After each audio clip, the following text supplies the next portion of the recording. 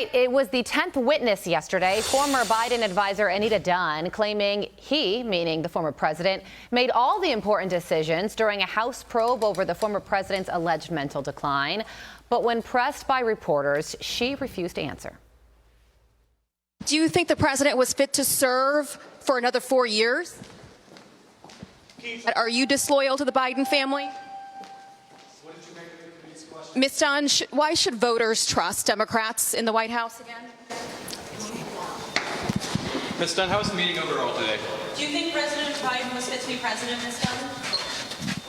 Yes or no? Was it a good Just give us a yes or no. Fox News contributor and senior writer for the Washington Examiner, Joe Concha, joins us now. Joe, a source telling Fox News that Anita Dunn revealed the reasons behind Joe Biden's notorious Super Bowl interview snub. Quote, Ms. Dunn confirmed that President Biden's team decided against doing a Super Bowl interview due to information contained in her report. They thought the main coverage would be about what he did with classified records and not about the president's policy decision. They were also concerned about those lines in her report saying he was a nice old man, but he wouldn't be able to withstand a deposition. And that goes to his fitness for office as well. Isn't that the very thing that the American people had a right to know when Joe Biden was in the Oval? Yeah, I mean, to answer your question with a question, Todd, who was running the country for 4 years? I mean, that's kind of a big deal, right? And we had an auto pen apparently signing things from people that were not elected into public office from one vote from the public. Anita Dunn, so typical of everything that had to do with Joe Biden and that presidency, refusing to answer questions while they all talk about we're going to save democracy and talk about saving the First Amendment. And there was Aisha Hasni, the Washington Examiner had a reporter there as well. But otherwise, she just can walk away without actually having to be held accountable in any way, shape, or form from reporters. The bottom line is that Joe Biden, it's not like it was that debate June 27, 2024, Georgia Tech, where he suddenly broke down. Apparently, as you can see from these videos here, he was in the wilderness cognitively for some time.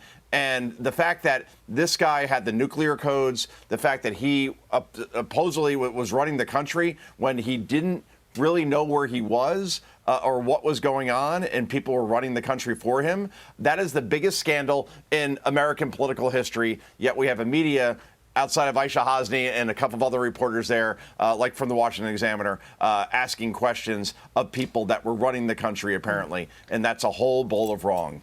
We have some in-house news that we want to get to as well, because Greg Gutfeld, he walked across the street yesterday and he joined the Tonight Show with Jimmy Fallon. And they started the interview by Greg sharing a pretty funny story about how they met. Watch this. I walk into this bar and I'm with my friend Andy. We just got off shooting something and I walk in and I'm looking around. I go, what the hell have I got it into? And then I see you and you look at me and you have your eyes just kind of explode and you run towards me and you tackle me like you're like a giant golden retriever. You're like on top of me. I'm sorry I tackled you. I know. It was great, though. It was all very good-natured, and it was a great memory, and I'm so glad I finally got to tell you about it. I'm so happy. Thank you, and welcome back. Welcome to the show. Thank you for telling us. I'm happy. That's a true story. This was a first, so what do you think about it?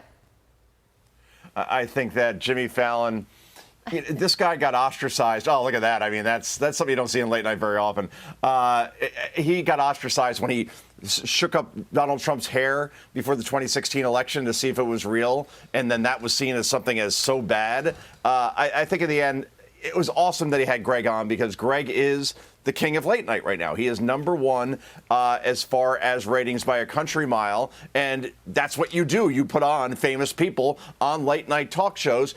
You look at Colbert, and who does he have on? He has J.B. Pritzker on. He has Robert Reich, the former Treasury Secretary of Clinton, has on people like, I don't know, Cory Booker and Bernie Sanders.